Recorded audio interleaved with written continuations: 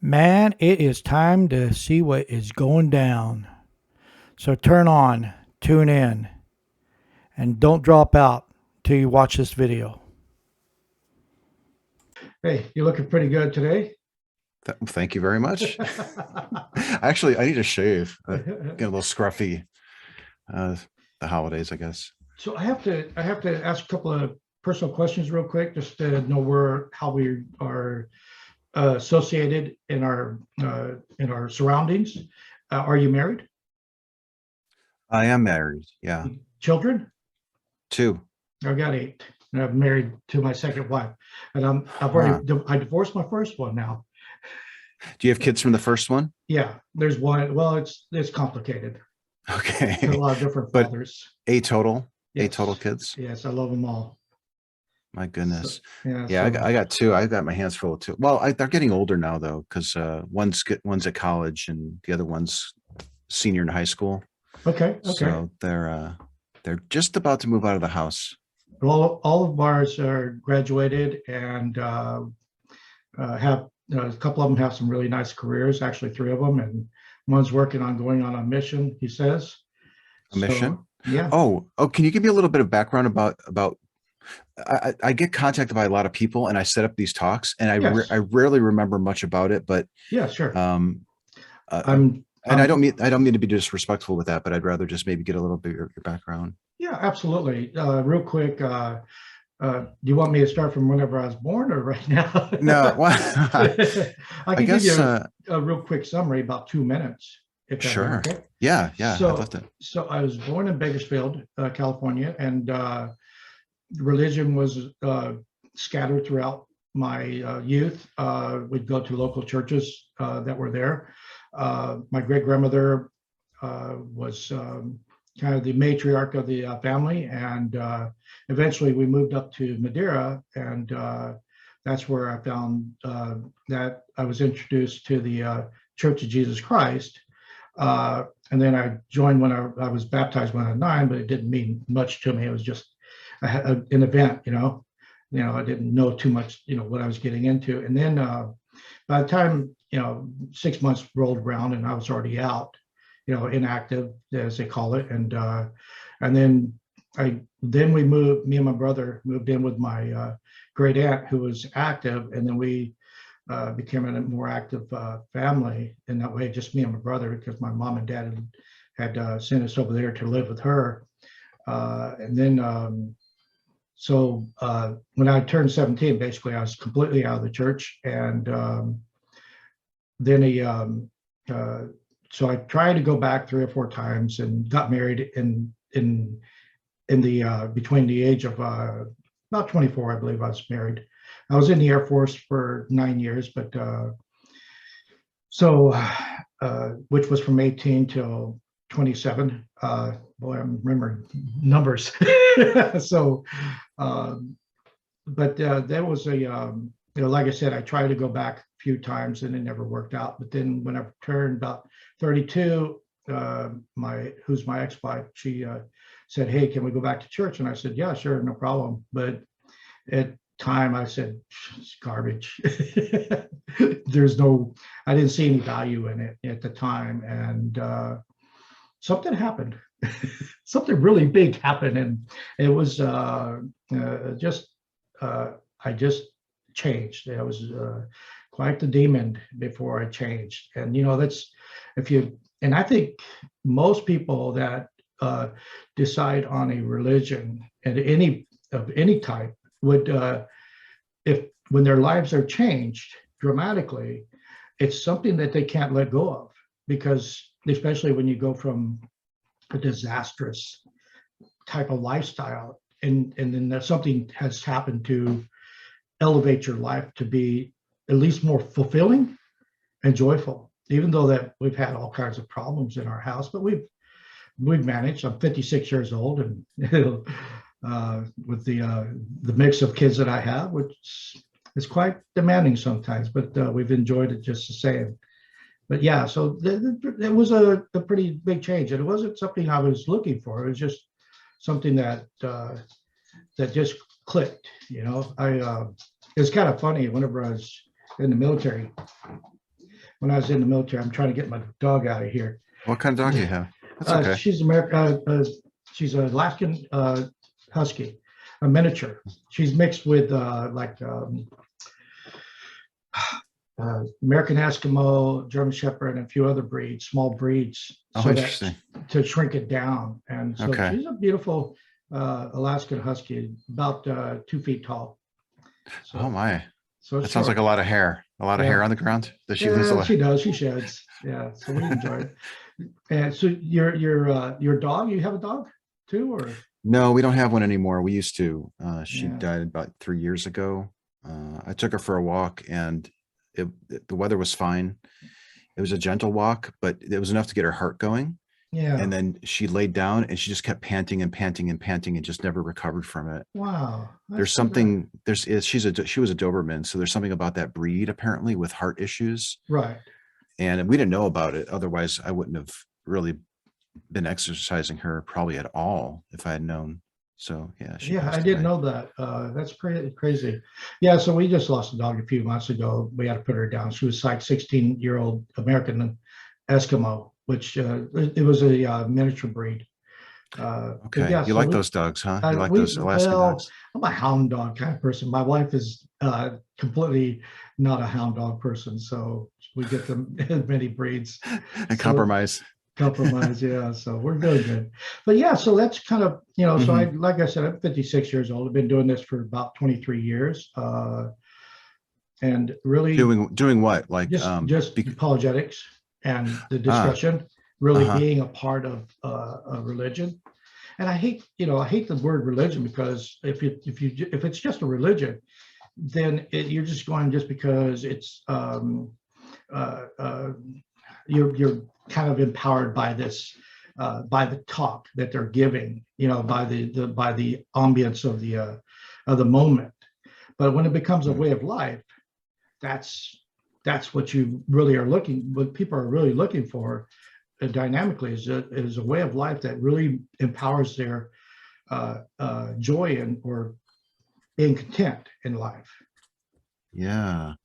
And is it your view that this belief is empowering you? You're getting a sense of joy and fulfillment was another word that I wrote down that you possibly used. Yeah. So yeah, I don't know. I think it's, how would you say it? I've done a lot of research, and I've done a lot of soul searching. I've done a lot of looking at the universe. And I don't know if you remember this, but I said my favorite study is how the universe and its physical laws affect the micro and the macro. And that would include human beings and interaction. So I analyze all these things and I look at them dynamically that way. What's the, and the more that I become connected to the universe in that personal way of understanding how it motivates and how it drives, then it empowers me to even want more of it. And whenever you can see the change of life, because like I said, I talk to everybody and anybody. Okay, so, and whenever I talk to people, I don't talk to them about joining the church. Actually, I don't want people joining the church. I'm a very exclusive kind of human being. If you want to be a part of something, you got to really want to be a part of it. If you don't, then great, but I'm going to teach you how to live life so that you can be happier. So I teach them philosophies of life a lot of times. Okay. Do you think that you have to have a God in the life to have a happy life, to have joy, to have fulfillment? Or do you think like an atheist like myself can still have all those things without if I looked at the universe or studied the universe and, realized how the universe in its current state is affecting me, could I still achieve all those things? Or do I have to also work in a God? My perspective is the fact that the word exists, and we can and to me, and this is my opinion, when we look at the universe itself, you're going to say, well, how can you be a Latter-day Saint and be a kind of the person who believes that the universe is God, that universe Oh, and God are one and the same. okay. So whenever I look at the universe, I see it as being a diminutive state over all that exists. Diminutive? What is it? Diminutive, dominion, Dim, having uh, dominion over all that dominion exists, over. all that Okay. exists. So given the fact that the word God itself is a diminutive or something that is dominion, has dominion over, then I see the universe as having dominion over all that would exist. And I don't say within it, because for me, the universe has no beginning or end. It's just a continuous thing. So, Yeah. so, Okay. so whenever somebody says there's no God, I'm like, do you understand the definition of God fully, so that you can understand that when that you're separating yourself, trying to separate yourself from the word God, so much that you're not really uh, uh, sounding logical, I guess we'd say, Okay. Uh, if that it makes any sounds, sense. I think I understand what you're saying. It sounds like you're saying that you define God as the universe and the Yes, universe is God. You see those as synonymous? right, right, one and the same. Yeah. Yeah. And because we're all in the universe, we can't help but be Submissive, interacting. interacting, submissive, and it has effect over us. One of the things that I found in a dictionary, and I can't find it anymore. I think, I think dictionaries get changed over time. At least what I see whenever it comes to some of the words and how they describe them in definitions. At least at one time, I've seen the word God being that which affects either nature or man. So the Okay. universe absolutely affects nature or man. Okay. Yeah. Did you at some point write the dictionary as a source? A dictionary as a source of I actually had this written down from your quote, a quote from your comment. At least I think it was your comment. You seem to you had referenced dictionaries at one point, Right, and now you're mentioning this definition. right.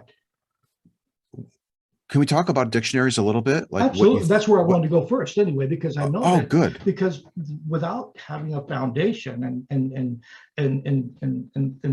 coming to a real definition about the word, we can't even have the conversation, because we can't get on board with defining the word itself. And like I said, I look at it as a completely broad idea, where the word God. And let me give you I don't use, I'm going to give you biblical Doctrine and Covenants and the Book of Mormon references, not because I'm trying to convince you of a religion, but just because of what they say and how it identifies how it can be where they leave stuff out in the dictionary. And it's because of the way that Christianity has hammered this idea that there's only one God and no other God in the universe, kind of thing, and that he's the creator of the universe. And I'm like, okay, well, you guys are wrong, but that's okay. The fact that Jesus of Nazareth is being hounded about him saying he was the son of God, and then he's like, did I not say that ye are gods? And he was calling the judges of Israel were called gods. Do you understand what Okay. I'm saying? So, but they don't want that in anywhere. They don't want that idea being presented in dictionaries or Wikipedia or anything like that. So you won't see the connection between what the word God means and how again, God is reference to that which affects man or nature. Mm, And a judge absolutely affects man by sentencing him to whatever, or in civil courts or whatever, when you have lawsuits and stuff like that, he awards and he affects. okay. You mentioned like subservience, that like there's degrees. Are there levels or tiers of the universe or God? Like are humans subservient to the universe and God? Are mountains subservient to the universe?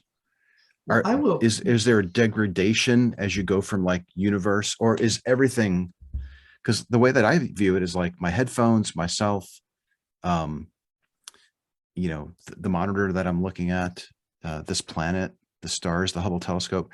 Those are all things that are in the universe, and they're all Affected. they're all under that umbrella of the universe. Yes. Okay. I totally agree with that. As I view it, like there's no subservience to it. Like We just we are one with the universe, and the laws of the universe is what affects us. I'll give you an example. So if we step at the edge of a cliff and we jump off without a parachute, we have no ability to use the law of lift to overcome the law of gravity. okay. Now with a parachute, we have that ability. So sometimes when I hear the word law, Right. I want is there a synonym of can we use the synonym attribute? Yes. That there are attributes to the universe and we call them laws? Yes, absolutely. Okay, cool. Okay. In those attributes, and again, I think what happens is whenever I'll go back to the understanding of how Christianity was forced down people's throats in the Dark Ages, or during Constantine's time, and because what happened in Constantine's time, whenever they accepted Christianity, they actually used the Bible basically. Actually, they did use the Bible as a constitution to their governing power. Because remember, they would crucify, they would throw people in lions' dens and everything else if they did not become submissive to the Bible and to the laws that were, what would you say, transferred from the Bible to the Pope or to the kings of that time. Remember, the Pope would be the officiator, or I can't remember all the, but I know that it was a clergy who would come in and crown the kings of that dispensation. You know what I mean? So they had the official, not only were they kings because of man, but they were kings because the Bible told them they were kings. And so with that, it's when we look at the dynamics of how we use the word God, people are very offended, very, very offended when you go outside of the narrative, the narrative that's always been locked in on a lot of people. So if I were to talk to somebody that's like a Pentecostal or something like that, and I explain to them about the nature of God in that way, they would be very offended and call me every name. They already called me every name because we have a physical God, a Father in heaven. Okay. Which is Jesus Christ is the Son, and he's exalted and he's physical. And we see the Father as an exalted physical man also.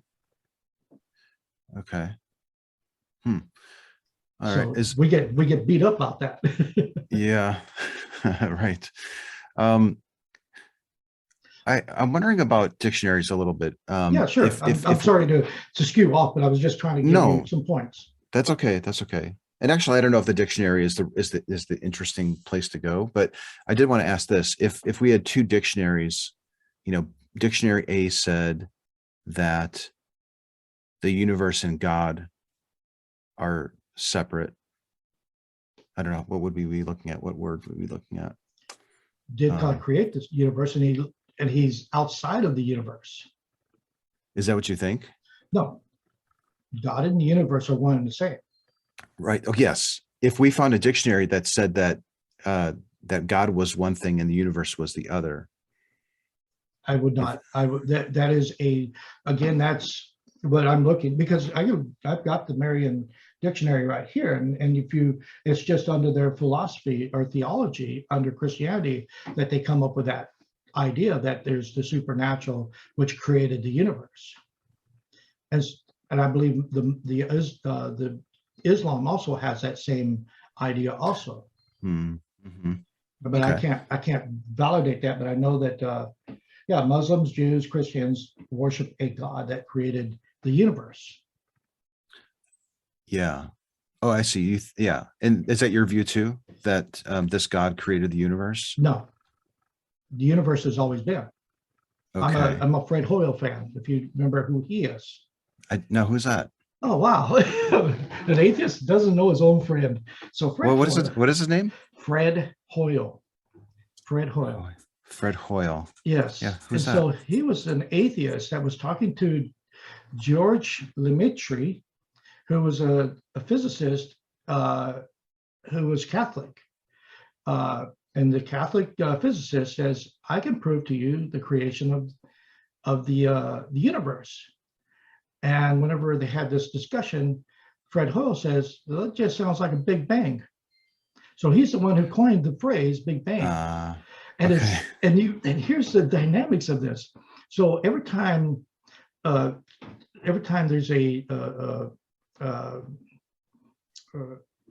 new idea, like the Big Bang back in the 1940s, somewhere around there, then somehow it gets twisted over. So the ones who created the idea, well, then scientists start to go and look at whether this can be a relevant idea or not.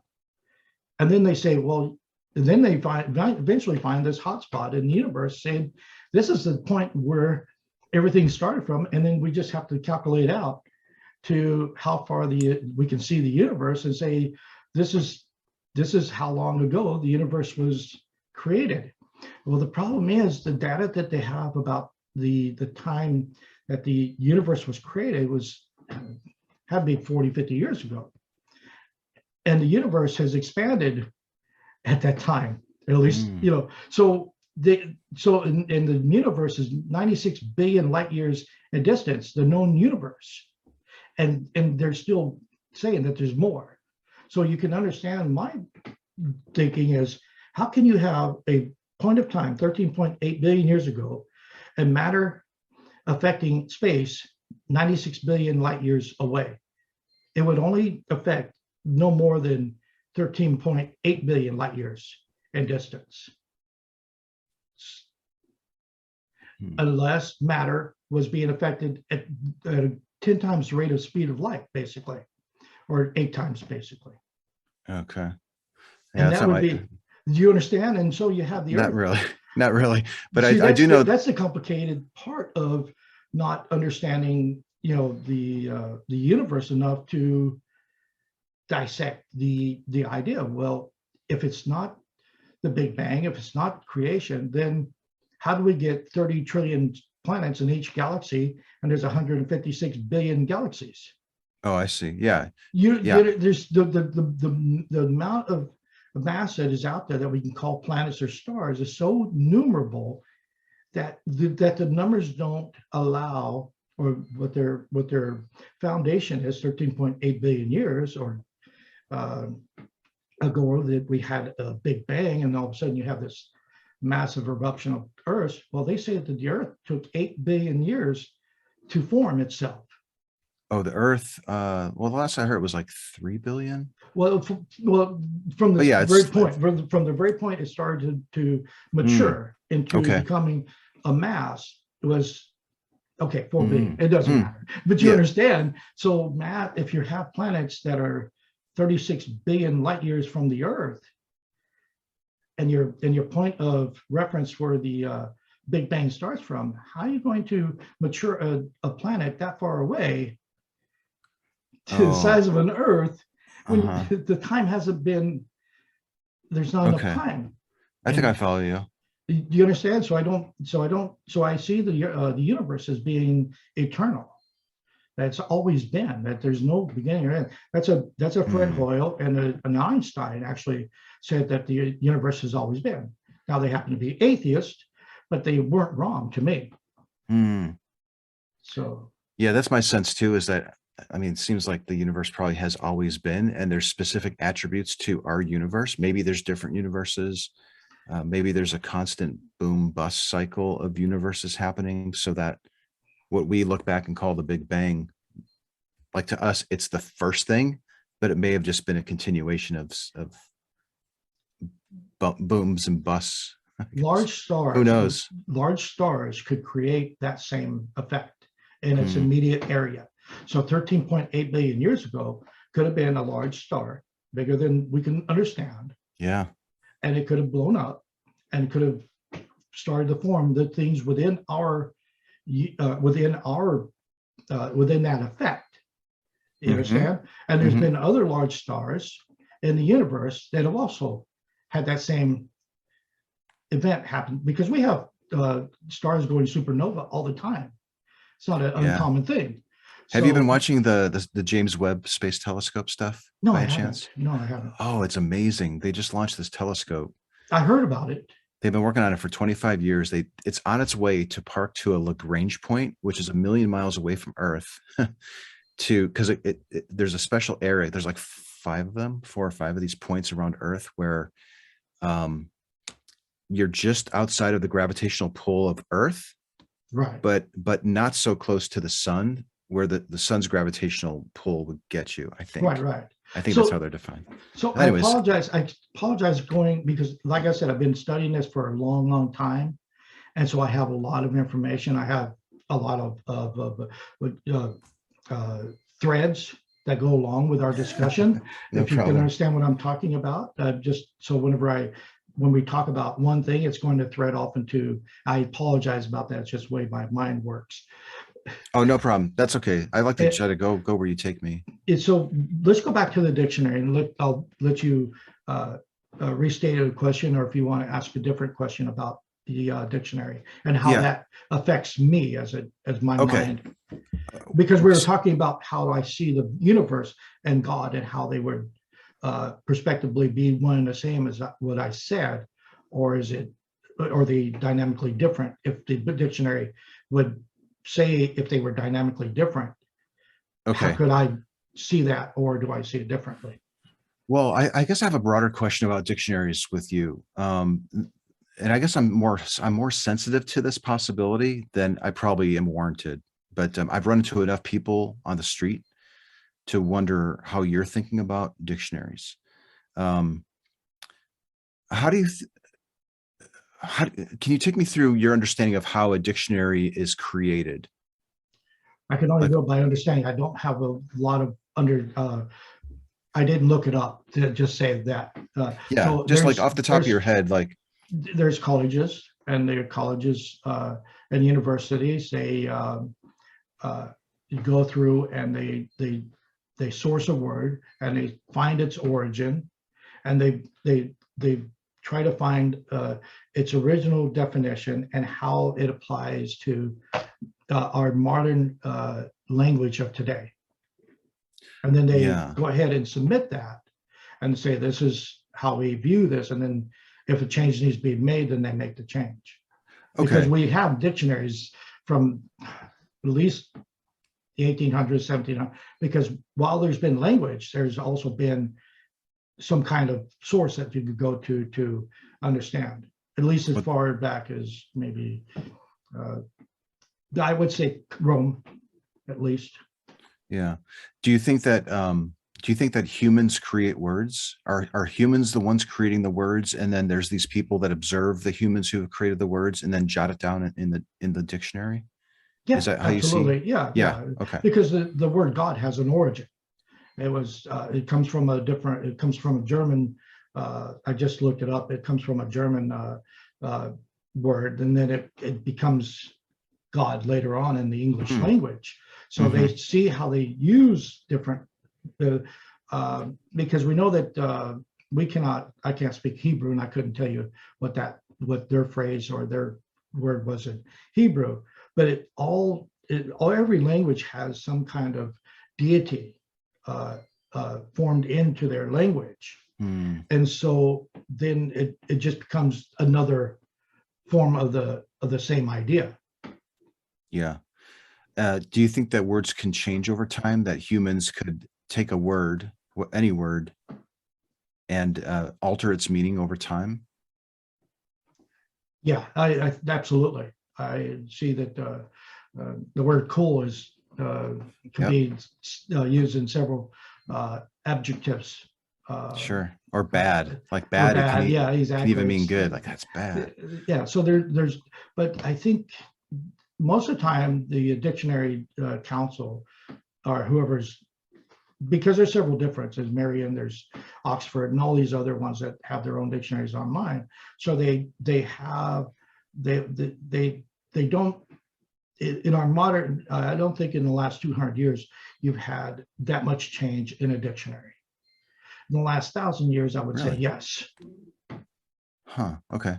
If that, and I think there's some truth to that, at least if that, I know that during Joseph Smith's time, the word translation is, when we think of translation, we think of it as taking record from one language and translating it into another language. Mhm. And when Joseph Smith is talked about with the Book of Abraham, it says he translated the Book of Abraham. Well, the translation that he was doing was in a revelatory way. It wasn't word for word. It was, I'm receiving revelation, and this is what I'm writing down. At least Okay. that's, so the word translation could be kind of, so I think all words are progressive in a lot of ways. Mm. If that works, if that has any merit. Like an evolutionary, Right. yeah, it's a development. They develop Yeah. over time. Words Right. develop over time. Yeah. And some of them have a strict law built into them where you can't really move it. But most of the time that you can, like I said, the word cool, bad, and other words that we use commonly, vernaculars, I believe the word is, or in just clown oratory conversation. I just call it, colorful words. Then, then it becomes, so it moves and progresses because of that, because of just the different dialogues and what we are common to, and just the new hip thing. Yeah. Yeah. Whatever's hip at that day. Exactly. Yeah. Maybe the younger people are adding more words to the culture than older people. Well, did you have any specific questions for me, or was there a line of questioning that you were hoping that I would use with you, or? No, I was going to ask you some questions. So let's, I've been talking so much, I can't. It's easier for me to start the questions than the answer. Do you have like a pattern or like I don't know, a tree? Well, again, I'm stumbling just to get myself going, I guess you would say. So, yeah, don't let me throw you off or anything. Yeah. So the question I have for you is in our conversation about the word God and how we can use the word God, is there any merit to what I have to say on that point, as far as being more than just the supreme being who created the universe, but can you see it being relevant to the idea of where a judge could be called a god because of what is explained in a dictionary? Like a human judge? Yeah. Because so if there's a human being that has unusual power over another human being for whatever reason, right, we could view them as a god, right, or they become godlike in that attribute because they affect man. If there's a human that affects man in some way, we can call them a god. Yeah, that's what I'm asking. Do I think that's well, it seems like the word God is a term that we would reserve for like a higher power, not just regular everyday people that have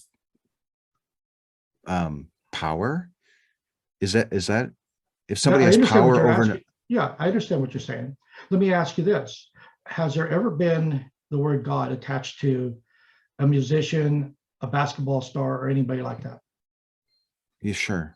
Okay, and because we symbolize that name as being the extraordinary or the supreme of. The first time I seen this was I was watching a video about Jimi Hendrix. I'm a big Jimi Hendrix fan. Are you? And so on the graffiti in England was Eric is God, because Eric Clapton was the god of guitars, and then they were saying, well, and then here comes Jimi Hendrix, and he becomes the guitar god. So the word God is not just used for the supreme being, or the creator of all things, but it's used for those who have reached a level of supremacy in their talent, or like guitar or basketball or whatever other domains. Domain, yeah, whatever their affected area is. Okay. So could you understand that? Yeah, I think I understand what you're saying, but I'm not sure what are you coming to a conclusion because of that? Because humans identify other humans and give them the label of God because they achieve something, or they have power, or some unique skill. What am I missing? So what I'm asking, so if we can, like I said, so if we can put that symbol or that title, the word God is actually a title of that which has dominion over others, or over creation, or is worshipped, or there's several different ideas of what the word God is. And so because of that, we have to, what I'm trying to do, I'm going to be honest, what I'm trying to do is get you away from the idea that there is no God, to at least accepting the word as having some merit in some ways, where you can connect it to something. Okay. If you understand, so can you connect that word to Jimi Hendrix, who was the guitar god, and be comfortable with that? Oh yeah, I mean, I hope you don't, like, I'm open to the idea that there is a higher power that created the universe, I guess. Right.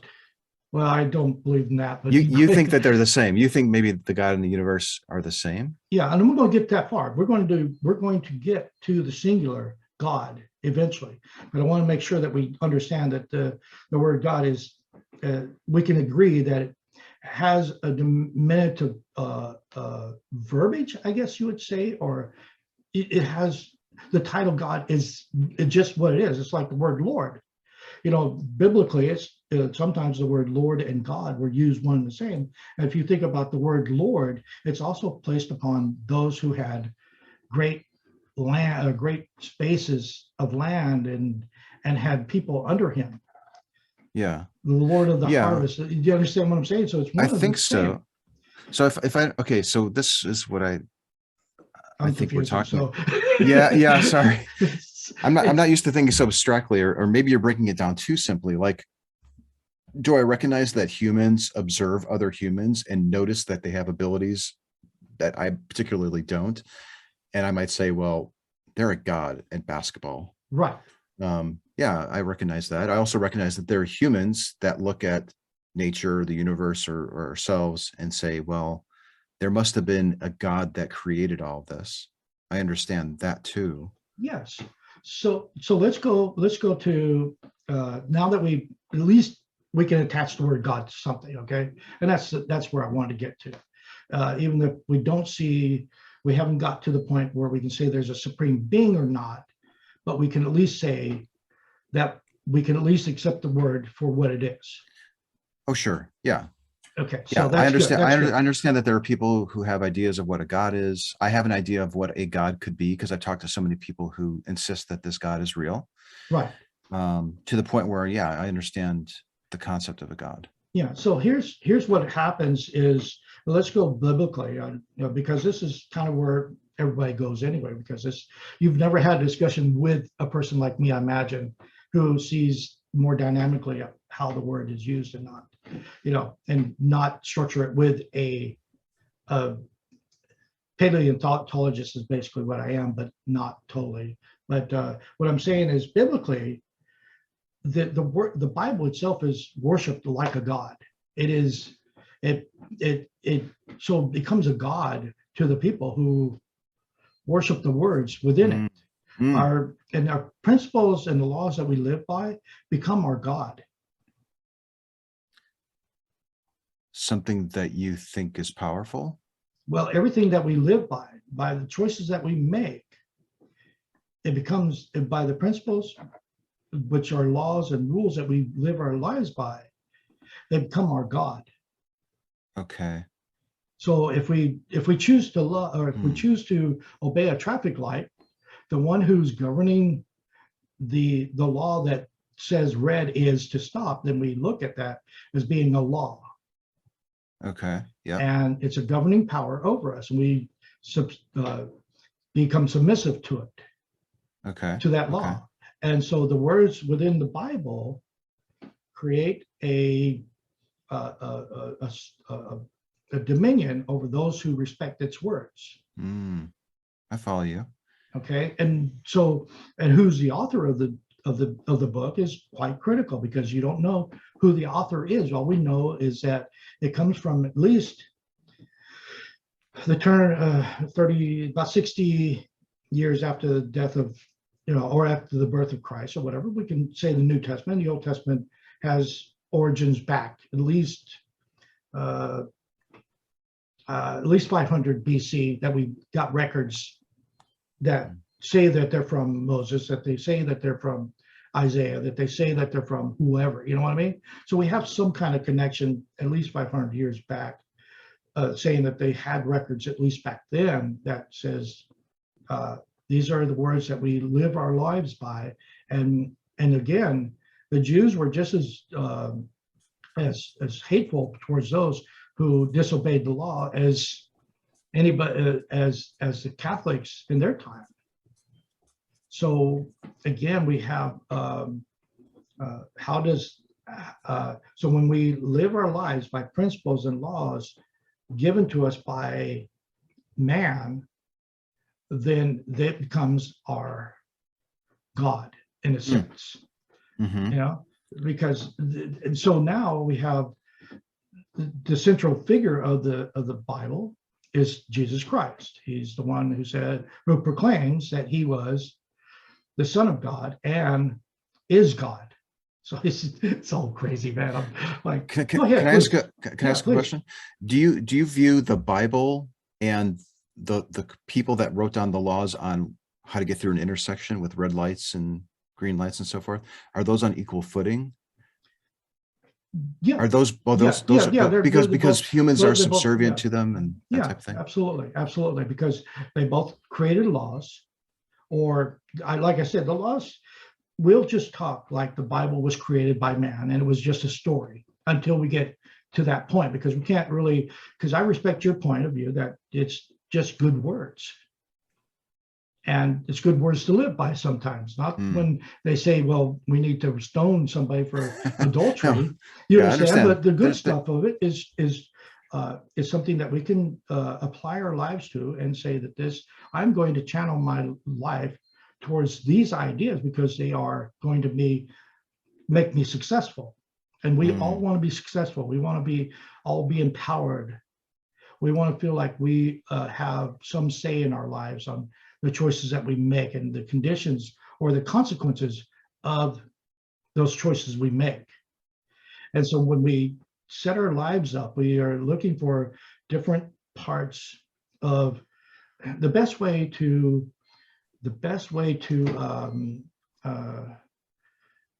be successful is to look to those who are already successful and follow their ideas. So if I see a family that is successful in their relationships and mine's falling apart, then I'm going to ask them, what is your lifestyle? And then I'll analyze it and say, okay, well, they're doing this, this, and this, and I'm not. So I need to change this, this, and this if I want that kind of a better life.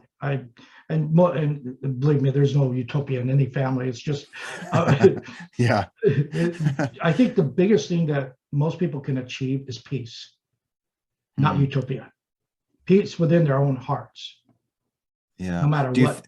Do you think that an atheist family can have fulfillment and happiness? Yeah, absolutely. Absolutely. Yeah. If they follow the right principles. Okay. If they're following the principles that make you successful, you can have a good, joyful life and be prosperous. Again, if you look at one of the things that I did for my kids was I made 3 cards, and the top one was spiritual success, and it was hung on their door, eye level, and then temporal success, which is work and school and stuff like that. I put that down a little bit on their door, and then at the bottom of the door was social success, marriage, your friends, and stuff like that. And one of the things that I realized when I did that is when you're standing upright with God, you're looking straight up, and therefore you're being spiritually successful. But when you think about temporal success, then you have to bend your back over, because I told them, whenever you think of something that you can work on to be more spiritual successful, and when you're thinking of that, then write it on that card. And then when you're thinking about temporal success, then bend down a little bit, and like you bend your back, shoveling a hole or something, and write down what you can do to be temporally successful. And when you're thinking about social success, well, you better be on your knees praying to God, knowing which way to go with this. You know what I mean? So because it's social success is the hardest thing to not get tied up in the romance, the first moment of romance, and not think about the long-term effect. Yeah. What is you caught my attention with spiritual success? Yeah. What would be an example of a spiritual success that you would want your kids to achieve, or something like that? I told them, just go find your own church. I said, you don't like what we do here, then that's great. You don't have to. I want you to go find something that you want to be a part of, and that'd be great. But really, spiritual success is how you connect yourself with the universe. With the universe. Yes. Okay. Because if you want to become one with God, who's one with the universe, then you have to become one with the universe, and then you become one with God. Okay. How does one become one with the universe? Focus. What is your focus in life? What is your passion? What is your love? Again, it's how do you are you thinking about how many friends that I have or don't have? Are you thinking about how many shots I made today at the basketball game, or how many TD touchdown passes I threw or caught, or are you thinking about the three basic questions? Where did I come from? Why am I here? And where am I going after this? If you're not thinking about those, and I'll quote Hugh Nibley, if you're not thinking about those constantly in your mind, then you're wasting your time, because they are the greatest questions of man has ever involved themselves in. And so when you start thinking about those things and thinking about long-term success doesn't necessarily mean after I die, but just looking at my children, my children's children, my great-great-grandchildren, and how they will adapt to what I'm teaching them so that they can become successful in their own lives, to also be successful in their relationships with their significant others. Yeah. And so success doesn't, like I said, the spiritual success is to bind not only yourself to the universe, but it's also to bind yourself closely with those who are around you, who are like-minded. Because I'll give you this understanding, because I've got a lot of philosophy in me. Between me and you, I think where you live? I live in Texas. Okay, between me and you, there's no space between us. All matter is one. Is there distance between us? Only by our perspectives. But because of the connection between the molecules that are between us, there is no disconnect. Oh, I see. Yeah, like the air, the walls, the roof, the trees, one. The mountain, the water it passed through, the rainstorm. It's all the whole connected. Universe is one mass. Uh-huh. Because one of the things that I learned a long time ago, before I even heard of dark matter, was that the universe is one mass. There is no separation between one molecule to another. It's just all connected. That's where dark matter actually fills in the void of what they thought was a void. Yeah. And I think there's more dark matter than regular matter. I believe Is that that's true? that's the understanding. Yeah. Yeah. So again, whenever I'm talking about being connected to spiritually, it's more on a level of the inner self connecting to the inner self of others, the Hmm. aura, that we are we setting forth a positive impact when we are around people, or is our minds full of negative thoughts because the world just not treating us right? Okay. That's interesting. Because because within the universe you have electrons, protons, and neutrons. They all three exist, and all things are created. There's a scientific study that was out that that our personalities actually come from the genetic design of our human species. So one genetic design is positive, another's negative, and then you have neutral, who are the most volatile of all of them, because they have no structure in their life. They're just limp until they become empowered by a negative or a positive. And usually it's a negative vibe that that's where, and they become, because a negative person is looking at things and how can I tear it down. A positive person is looking at things on how I can build it up. Okay. A neutral guy is like, I have nothing to live for really, but that looks like fun, the destructive side. And Yeah. they become, but but they don't understand it enough, what that means, that they just will become chaotic. Hmm. So Okay. Okay. so there within our own structure and within the universe, there's positive, negative, and neutral people that exist, and we all can affect one another by how we present ideas. I mean, I could be the most hostile person on this video and present you with, hey, you're an atheist and you're just complete garbage and stuff like that, and you would feel that. You know what I mean? Even from this distance away, you could feel that. I would feel it. But because I appreciate your position and appreciate the fact that you want to have a conversation with me, I appreciate your position on being atheist and how that, and not say, hey, you're going to go to hell if you don't believe. And I don't absolutely believe that 100%. I don't believe that. It's not about a heaven or hell. It's how you affect your children and how you affect others around you that means something to me. Whether you choose to say there's a God or not, I don't care. What I care about is teaching you some things and you teaching me things, and how I can live a better life and understand people even more by their positions. Oh, that's interesting. That sounds like humanism. I'm full of everything. I go with science, humanism, social societies and how they develop. I go with philosophy. I'm not grounded. And here's the crazy thing. I'll tell you, I forgot to tell you that when I was in high school and grammar school and even into the Air Force, I had to go to remedial reading and comprehension. So yeah, I have no, so, and I would say. Were you dyslexic or something? I had a brother my dad was. He would reverse his B's and D's, and he had to like go with all this. It's really, I struggle just reading. I mean, it's like, it's a chore to me. I hate reading, but I do too. But lately, I have a hard time reading.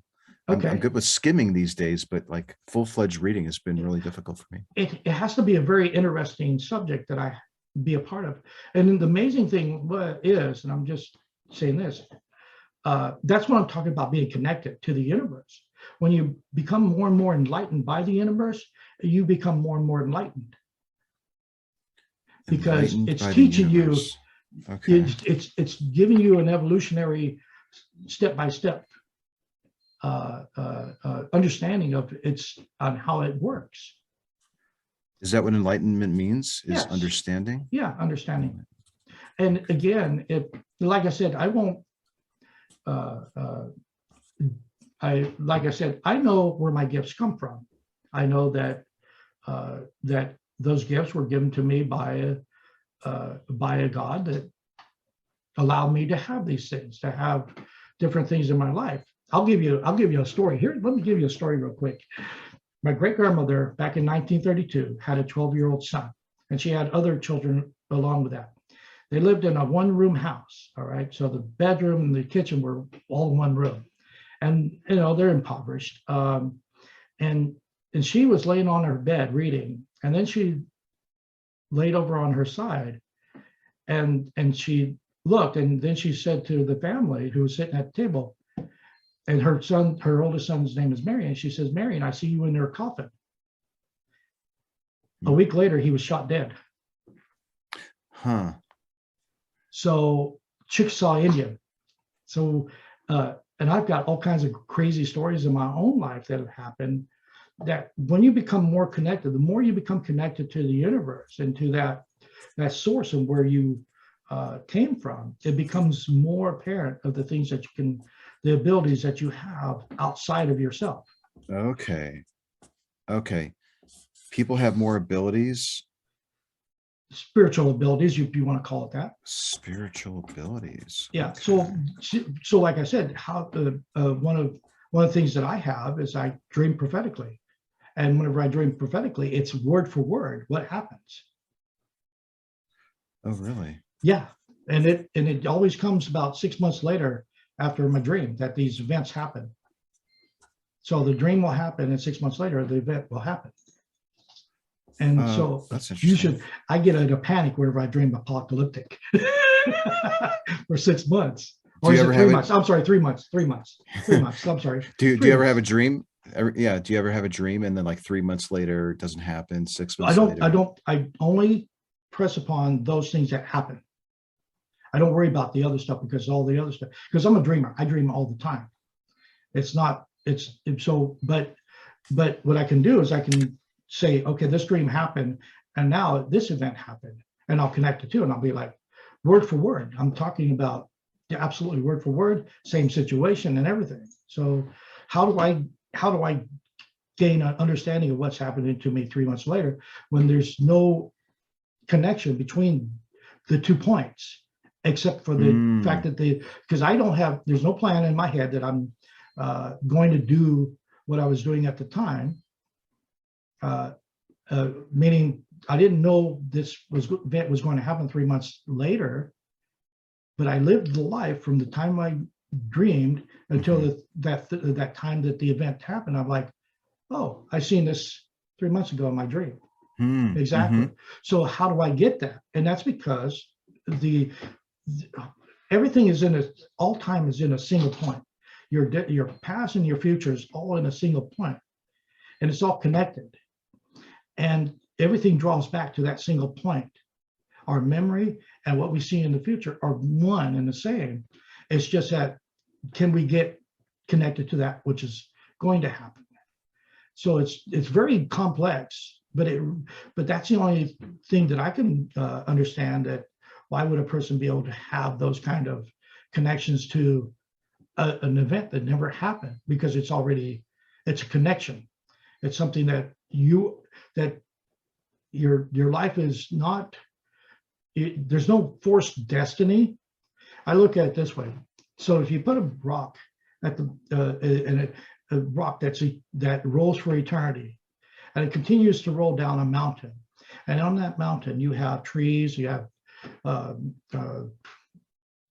rivers, valleys, other rocks, and as you're rolling down, the rock still rolls, and it courses by the things that are in front of it.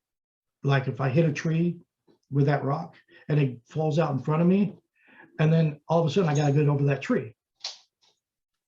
So all things have, so we're affected by the things that we of the moment, but we're also affected by those things that are out in front of us too.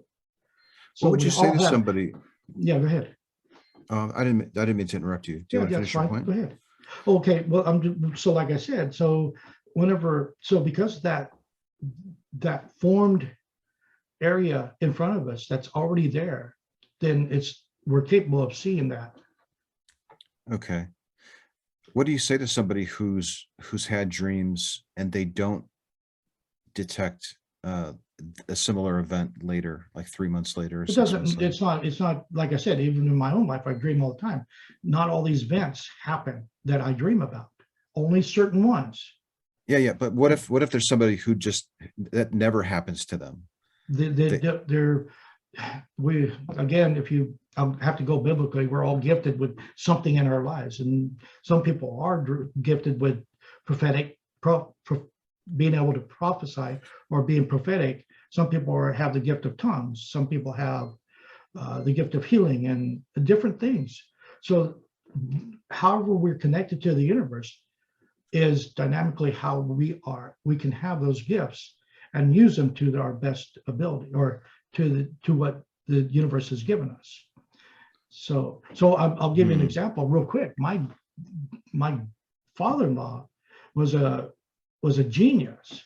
He was worked for Northrop, and without him, they could not have built the B-2 bomber, because he's the one who helped them design a way to machine a part that was 200 feet long, because they had to be all one piece. And he's the only one that came up with the design. Nobody else could do it. And there's lots of engineers, and he wasn't even an engineer. He was an engineer, but not in the classification of engineer there. But he was that kind of genius, and well-read, book smart. He goes down to Mexico with his Spaniard wife for 10 years, and he went to school and everything else, could not learn the language. So some people just, and I can't learn the language, and I live in a place where it's dominant, the dominant society here is Mexican. But that's okay. That's just not who I am. That's not how I'm wired or connected to the universe. That's not my passion.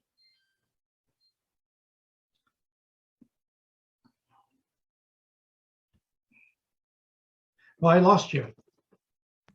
oh, sorry, I muted I was moving stuff around. My Sorry files. about that. I wanted to ask you one more question before we end it, because I have another meeting at 5, Yeah, unfortunately.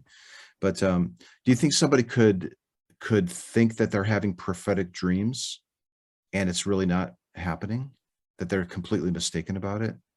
Could they ever be mistaken? Absolutely. Again, humans are looking for a way to, a lot of humans, not all of them, a lot of humans are looking for a way to show themselves to be abnormal, something unique in society. So, like I said, I understand the whole dynamics of how we gain popularity, how we gain an audience, or whatever that looks like. So yeah, absolutely. They could say, yeah, I'm having prophetic dreams, but it's not really connected. Yeah, yeah. Would they be just as sure that they're right and that they're having them as you are with yours? Yeah, absolutely. I don't, because again, that's why I would never put on anybody, say, hey, you have to believe in a God, because of all these experiences I've had. Because sorry, they were my experiences, and I can only convey the message to you, saying that these things, and I've had some crazy events in my life, believe me. I haven't even, you can watch my YouTube channel if you want to look at some of the different events in my life. And I didn't even put them all on yet.